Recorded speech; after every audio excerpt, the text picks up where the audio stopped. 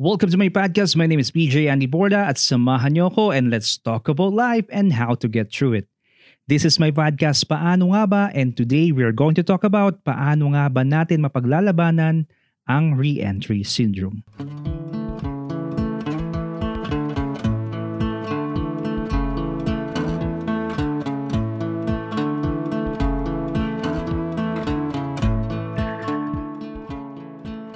Since there is still no solid cure or vaccine for COVID-19 virus, marami pa rin sa atin ang natatakot na lumabas at harapin ang bagong mundo na naghihintay sa atin.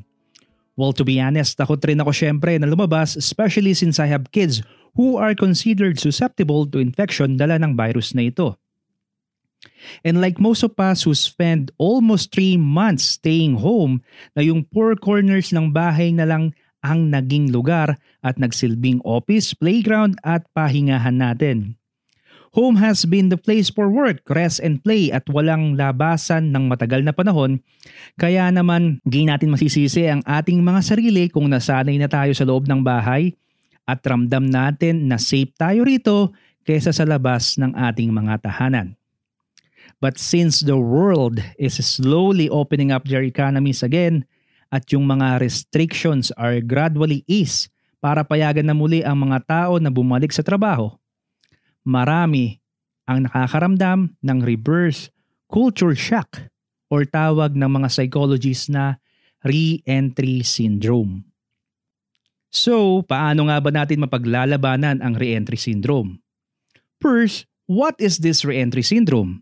Ito raw yung stress and anxiety na dahil sa matagal na pagkakaantala or pagkakawalay natin sa dating nating mga nakasanayan ay nagdadala ng takot na baka hindi na tayo muling makarelate or maka-adjust sa mga dati namang normal nating ginagawa.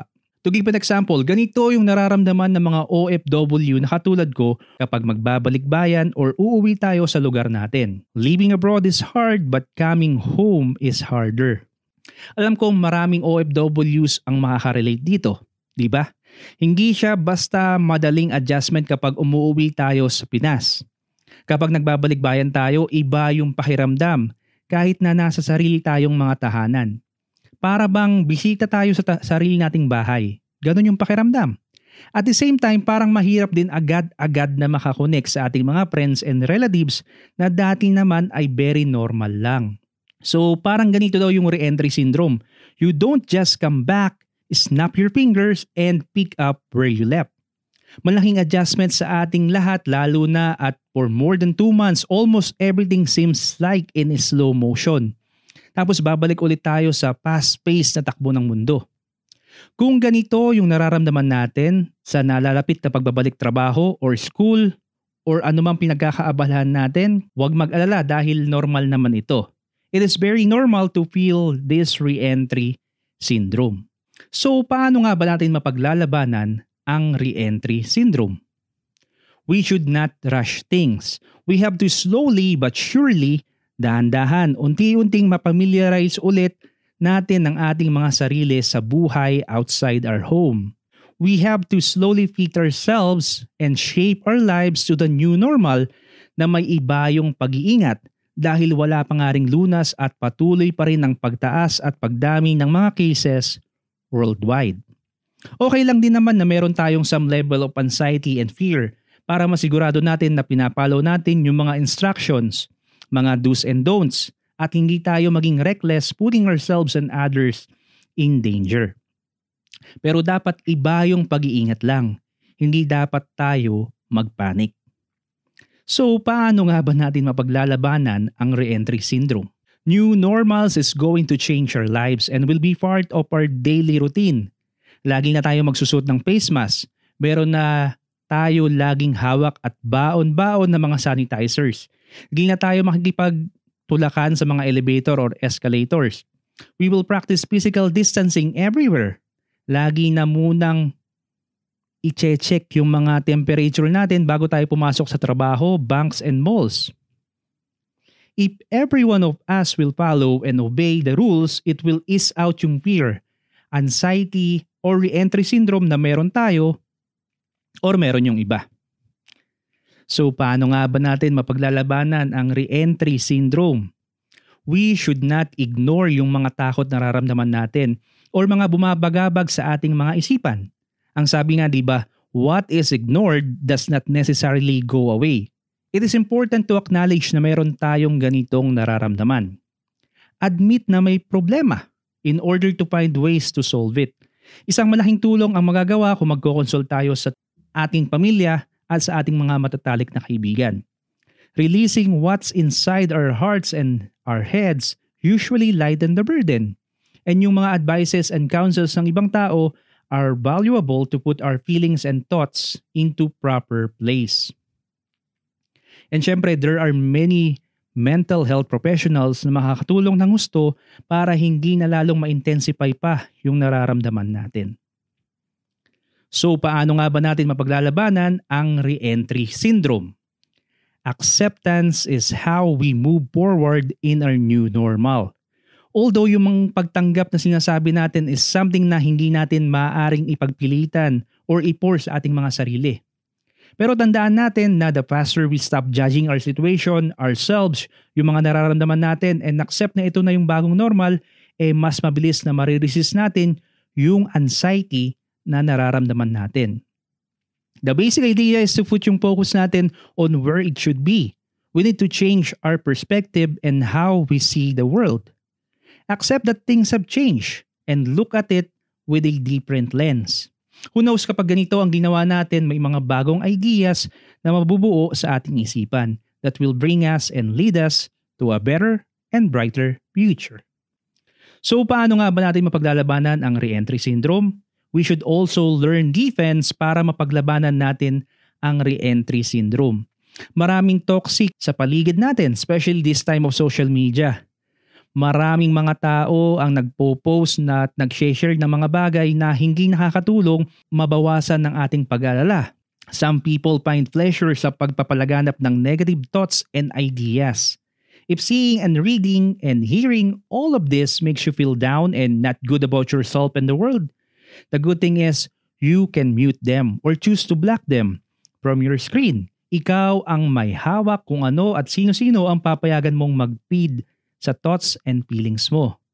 So learn to block and defend yourself sa pagkakaroon, pagdagdag, or pag-i-intensify ng anxiety na nararamdaman mo.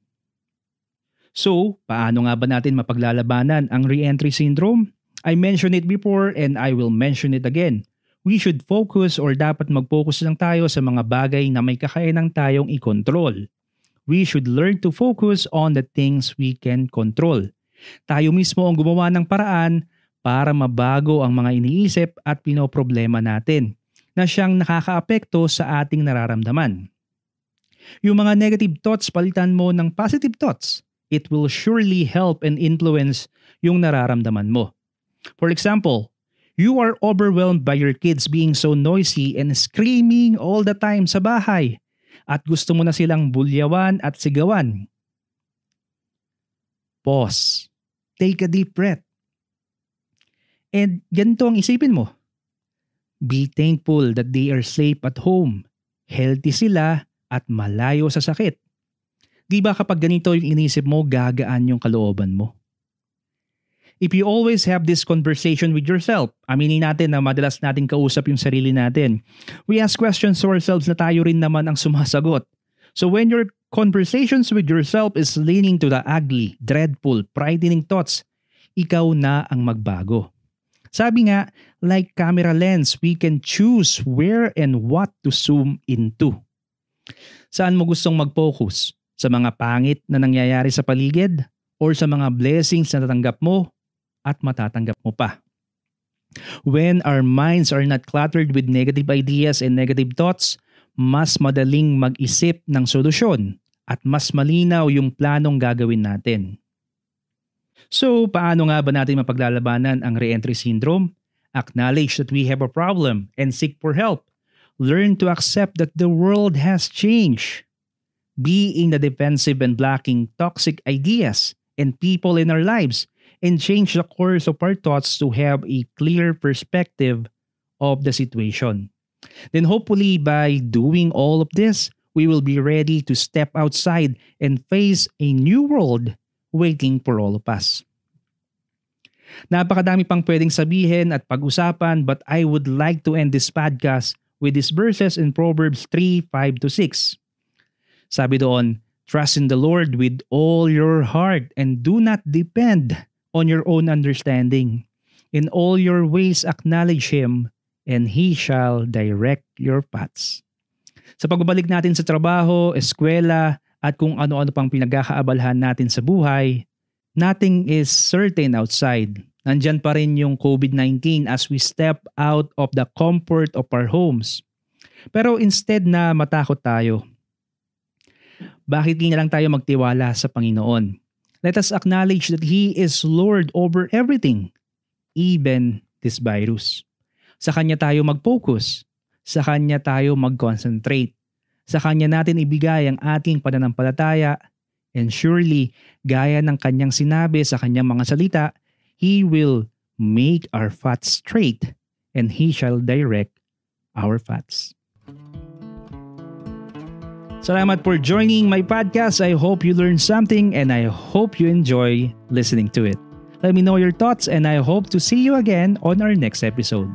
So this is Paano Nga Ba with PJ Andy Borda signing off and saying, God bless us all.